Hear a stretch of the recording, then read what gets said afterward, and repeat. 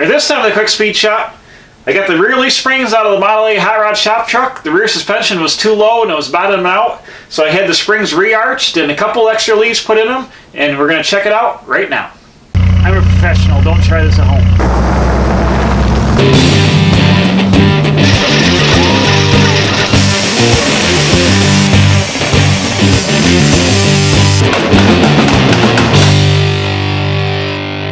Okay, so here's my problem. I've taken the frame covers off so you can see what's going on here. I've got the shackle mount into the frame, and when I set the suspension up, I set it up with like at least 3 inches between the frame and the rear end. I think it was almost 4, and that was before a lot of weight was on, but I was trying to guess. These are Pinto race car springs. They're the heavier ones, I think 125 pound weight. They're 4 leaves, and they were brand new. So I figured this truck weighed about what a Pinto does.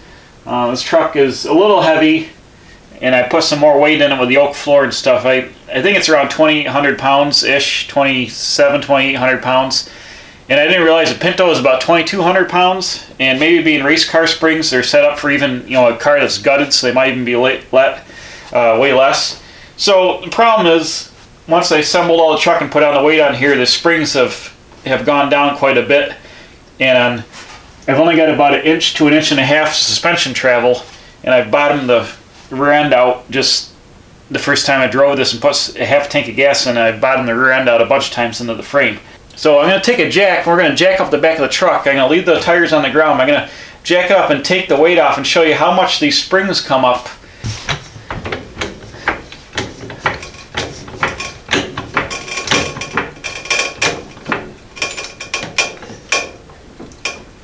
Alright, the tires are just starting to come up now, so let me put a little weight onto it. So this is how I set it up originally. And I measured down, which you're not going to be able to see, but I measured between the rear end and the chassis. I got about 3 inches of travel. Okay, I let it back down here. You might be able to see down here, the spring is almost flat. You hear that? Oh, that's actually the jack hitting the block of wood. But I can almost bottom this out just by doing this. You can see how much the tire is up into the wheel well piece here, and the spring has gone completely flat along the bottom. So watch when I jack this back up here. Watch the spring move.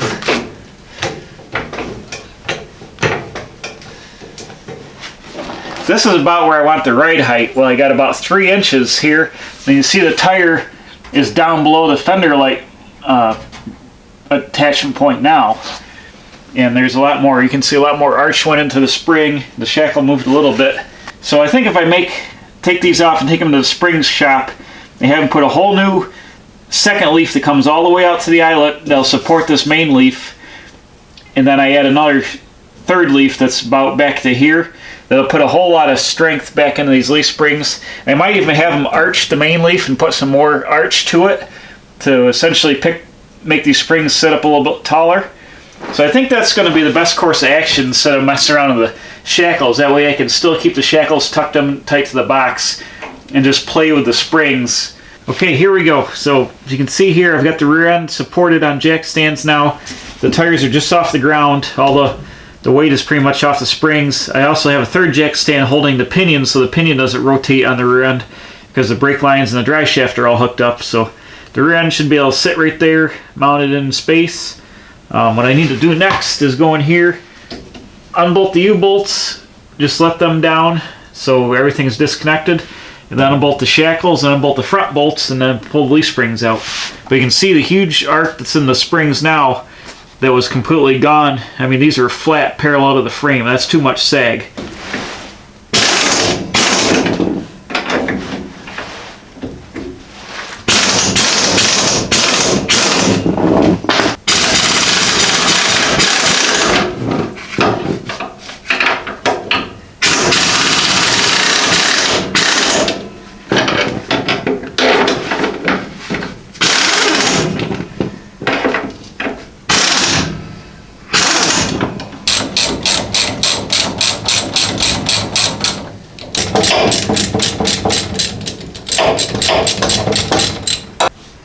The inner shackle plate comes off like that.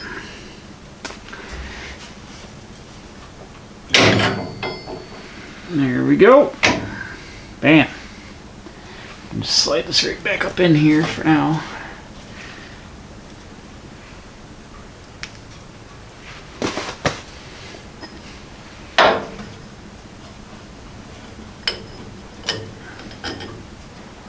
Oh, I think it's a 5/8 bolt up front, and then the spring will come right out. Aha! Here we go! Bam, look at that. Ah, it's covered in fluid film. So it'll definitely help. Where's my head? You get down in the shot. So here we are, here's the springs. You can see they're pretty flat to begin with, so I think it'll help to have some arch put in them. And it looks like this one's kind of arched less than this side on the passenger side, and it did sit about a 3/8 of an inch higher on the passenger side, so that shows me why, because those pads are sitting the same thing. But I'll get them to arch both of these and put those extra leaves in there. I think that'll really help out a lot in jacking the back of this truck up and stiffening it out a little bit. So I'm gonna have to cut away for a couple days my time, but hopefully it'll just be a quick second and these things be back here and fixed. So let me snap my fingers and see if we can do that. Ready? Here we go. Bam! There we go. So you can see the distance here now. It's picked it up almost 2 inches. And if you look here, you see a bare metal second leaf that I had them do, and it spans eyelet to eyelet, and then they put a new fourth leaf in it here. Where is it? Here. And they made them, they put the nylon buttons in them just like that. They put some new straps on here to hold everything together, and to really stiffen them up, and they arched them by bending the spring this way to pick it up away from the frame. So I'm really hoping this is going to work out. We're going to slap them in the truck right now. I will tell you, it was really expensive. You're looking at $400 worth of extra work to these springs, which is actually a lot more than I thought it was going to be. But I had to do something because the rear suspension was no good the way it was. So it's going to be worth it in the end, and there's going to have extra load capacity, so I think it's going to be all right. But it was way more money than I thought it was going to be, and way more money than I wanted to spend right now during all the shutdown craziness. But whatever, it's done, and we're going to put the truck back together right now.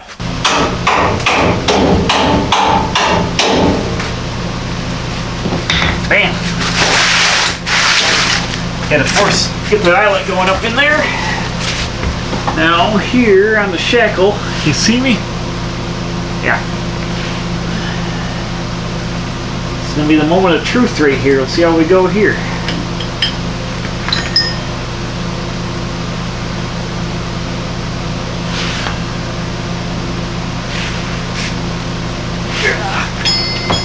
Oh, I like it already. I like it. Oops.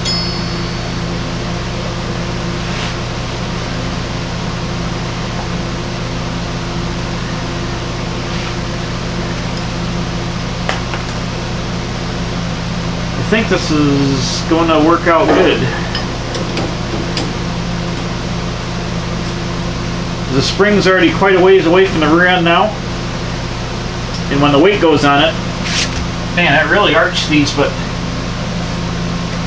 if the rear end's set up too high, you know, if this arch really picked the back of the truck way up, I can always put a block under the rear end between the leaf spring and the rear end here, and raise the rear end and lower because if the spring's too low, and get the ride height I want. So I'd rather have too much arch than not enough arch, because I can't compensate for not enough arch, but I can definitely compensate for too much arch. So you can see under here, it definitely jacked it up. Look at the difference I got to go between the rear end and there. And you can really tell the springs are really pulled away, but this will all sweep out when I put the load on it. So here, I think it's going to be good.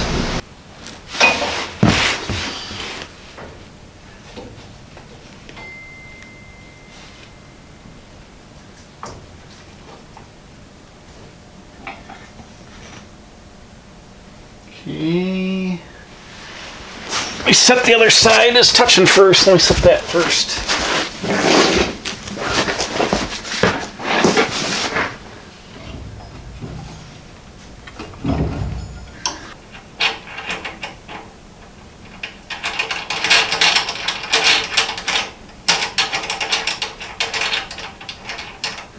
Definitely, you can see, it definitely got some suspension travel right now. We got about 6 inches here. It should squat right down probably to about 3. It's which I want here. So I think it's going to be okay. And then I'll have extra travel, obviously, from when I have a load in the back of the truck. It might go down to 1 inch or so, but at least it shouldn't bottom out now. We should have plenty of action. And I just put a rake on the truck. The truck was actually sitting lower in the back than it was in the front after this thing settled down. So we're fixing all that at the same time. So I'm going to guess it's going to be pretty rad.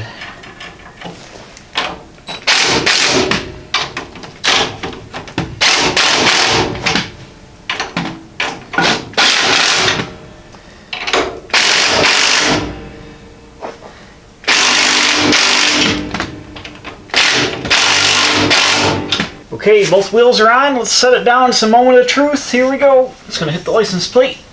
The jack stands out. Yep, here we go.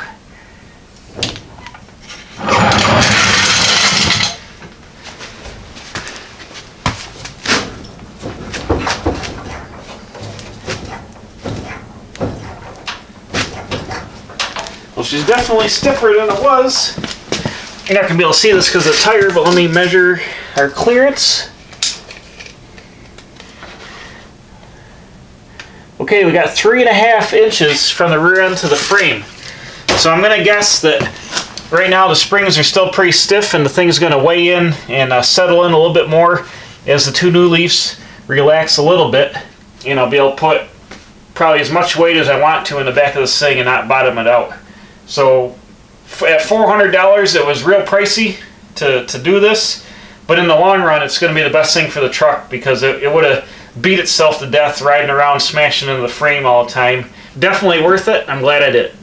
Another thing checked off the list. I mean, when you're building these trucks and cars, you never know. You set it up how you think it's going to work, and then things like I had never used these Pinto springs before. They worked out for my wheelbase, but they ended up being too soft for the application, so I had to improvise and add some leaves. So it's always kind of a guess and match when you're mixing and matching parts. You try to do it the best you can, and I thought I had it set up right, but I had to go ahead and fix it. So now it's all done, and we're ready to go back out on the road.